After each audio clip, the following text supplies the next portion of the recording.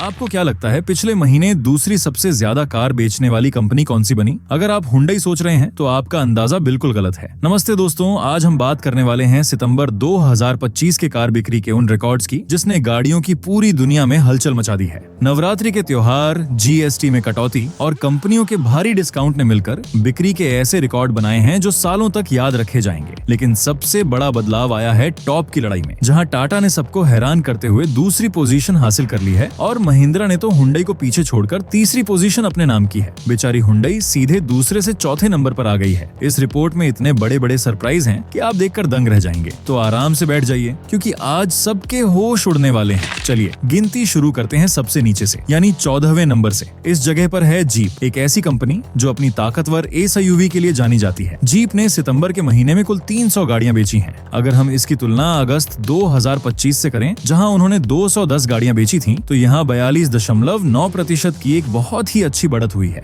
देखिए, जीप की गाड़ियां हर कोई नहीं खरीदता, ये कुछ खास लोगों की ही पसंद है, इसलिए 300 का नंबर भी उनके लिए काफी अच्छा है। खासकर त्योहारों के समय में कंपास और मेरिडियन जैसी गाड़ियों की मांग बढ़ना यह दिखाता है कि लोग अब महंगी और अच्छी गाड़ियों पर भी पैसा खर्च करने से डर नहीं रहे हैं। अब आते हैं 13वें नंबर पर और यहाँ है सिट्रोएन। इस फ्रांसीसी कंपनी ने तो पिछले महीने सच में कमाल ही कर दिया है। सिट्रोएन ने सितंबर में कुल 734 गाड़ियां बेची, जबकि अगस्त में यह नंबर सिर्फ 403 गाड़ियों का था, यानी कि एक महीने में 82.1% का जोरदार उछाल। यह इस पूरी लिस्ट की सबसे बड़ी मासिक बढ़त में से एक है। इसका सीधा सा मतलब है कि सिट्रोएन की C3 और C3 एयर क्रॉस जैसी गाड़ियों को लोग पसंद कर रहे हैं। कंपनी ने त्योहारों के मौसम में जो छूट दी, उसका सीधा असर उनकी बिक्री पर दिखा है। ये दिखाता है कि अगर कार अच्छी हो और कीमत सही हो तो भारत के ग्राहक नई कंपनियों को भी मौका देने के लिए तैयार है। 12वें नंबर पर है निसान। एक समय था जब निसान भारतीय बाजार में बहुत अच्छा नहीं कर रही थी, लेकिन एक कार ने इनकी किस्मत बदल दी और वो है निसान मैग्नाइट। सितंबर 2025 में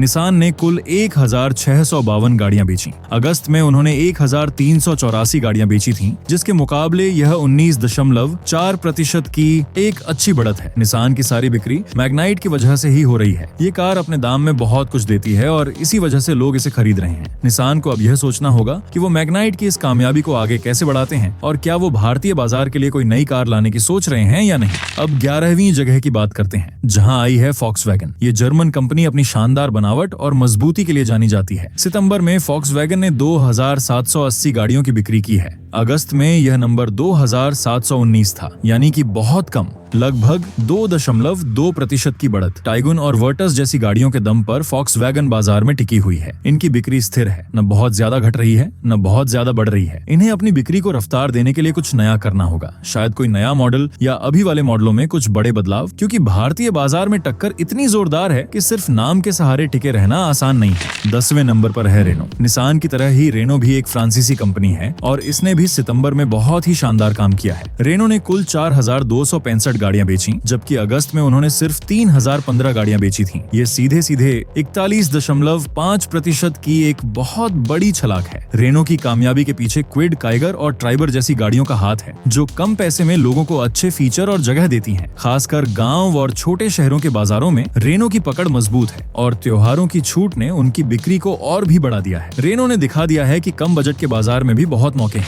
अब आते हैं 9वीं जगह पर और यहाँ है होंडा। होंडा ने भी पिछले महीने एक लंबी छलाक लगाई है। सितंबर में होंडा ने 5305 गाड़ियों की बिक्री की है, जो अगस्त के 3850 के नंबर से 37.8% ज्यादा है। इस शानदार काम का सारा क्रेडिट होंडा की नई एसयूवी एलिवेट को जाता है। एलिवेट के आने से होंडा के शोरूम में फिर से लोग आने लगे हैं। होंडा सिटी और अमेज तो अपनी जगह हैं ही, लेकिन एक दमदार एसयूवी की कमी उन्हें महसूस हो रही थी, जिसे एलिवेट ने पूरा कर दिया है। लोगों का एलिवेट के लिए प्यार देखकर लगता है कि आने वाले महीनों में होंडा की बिक्री और भी बढ़ेगी। 8वें नंबर पर है स्कोडा। फॉक्सवैगन ग्रुप की यह कंपनी भी अपनी मजबूत गाड़ियों के लिए जानी जाती है और इसने भी सितंबर में बहुत अच्छा काम किया है। स्कोडा ने 6636 गाड़ियां बेची हैं। अगस्त में यह नंबर 4971 था, यानी 33.5% की शानदार बढ़त। कुशाक और स्लाविया, इन दो मॉडलों ने स्कोडा की किस्मत बदल दी है। ये दोनों गाड़ियां अपनी अपनी कैटेगरी में बहुत पसंद की जा रही हैं और इनकी मजबूत बनावट, चलाने का शानदार अनुभव और अच्छे फीचर्स लोगों को अपनी ओर खींच रहे हैं। स्कोडा ने दिखा दिया है कि अगर आप भारत के लोगों को अच्छी क्वालिटी और सुरक्षा देंगे तो वो आपको निराश नहीं करेंगे। 7वीं जगह पर है MG यानी मॉरिस गैरेज। इस ब्रिटिश ब्रांड ने भारतीय बाजार में अपनी एक अलग पहचान बना ली है।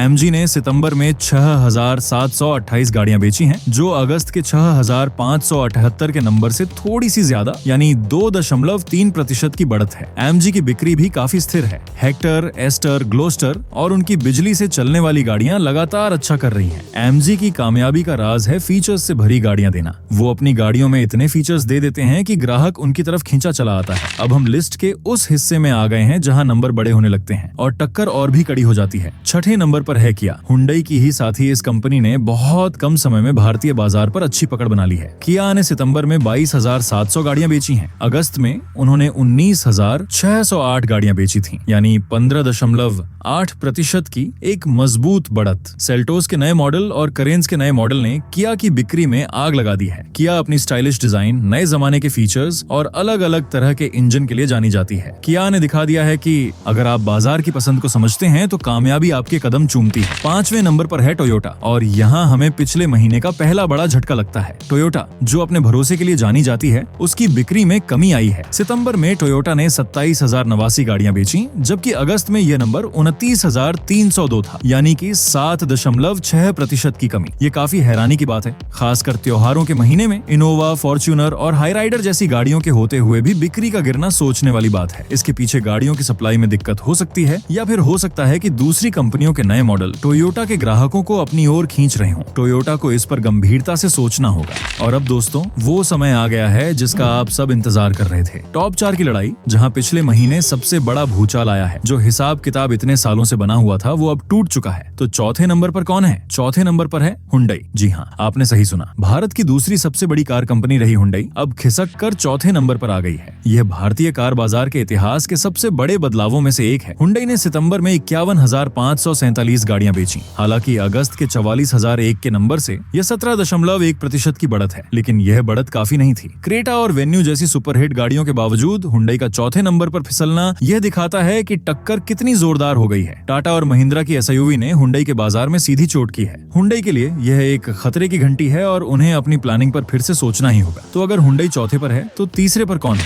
तीसरी जगह पर कब्जा किया है महिंद्रा एंड महिंद्रा ने। अपनी दमदार और सुरक्षित एसयूवी के लिए मशहूर इस भारतीय कंपनी ने शानदार काम करते हुए तीसरी जगह हासिल की है। महिंद्रा ने सितंबर में 56,233 गाड़ियां बेची। अगस्त में यह नंबर 39,399 था। ये 42.7% का एक बहुत बड़ा उछाल है। स्कॉर्पियो एन, एक्सयूवी 700 और थार का जादू लोगों के सिर चढ़कर बोल रहा है। इन गाड़ियों के लिए लंबे इंतजार के बाद भी लोग इन्हें खरीदने के लिए तैयार हैं। महिंद्रा ने साबित कर दिया है कि अगर आप भारत के लोगों को वो चीज दें जो वो चाहते हैं, यानी कि दमदार, सुरक्षित और फीचर्स से भरी एसयूवी, तो वो आपको बहुत पसंद करेंगे। महिंद्रा ने हुंडई को पीछे छोड़कर ये दिखा दिया है कि अब वो रुकने वाले नहीं है। अब सवाल ये है कि अगर महिंद्रा तीसरे पर है तो दूसरे नंबर का ताज किसके सिर सजा है? दोस्तों, दूसरे नंबर पर है टाटा मोटर्स। ये भारतीय कार बाजार के लिए एक यादगार पल है। टाटा मोटर्स ने न सिर्फ महिंद्रा को बल्कि हुंडई को भी पीछे छोड़ते हुए भारत की दूसरी सबसे बड़ी कार बनाने वाली कंपनी का खिताब अपने नाम कर लिया है। टाटा ने सितंबर में 59,667 गाड़ियों की रिकॉर्ड बिक्री की है। अगस्त में उन्होंने 41,001 गाड़ियां बेची थी। यह 45.5% की ऐसी बढ़त है जिस पर यकीन करना मुश्किल है। टाटा की कामयाबी के पीछे उनकी नई और सुरक्षित गाड़ियों की पूरी लाइन है। पंच, नेक्सॉन,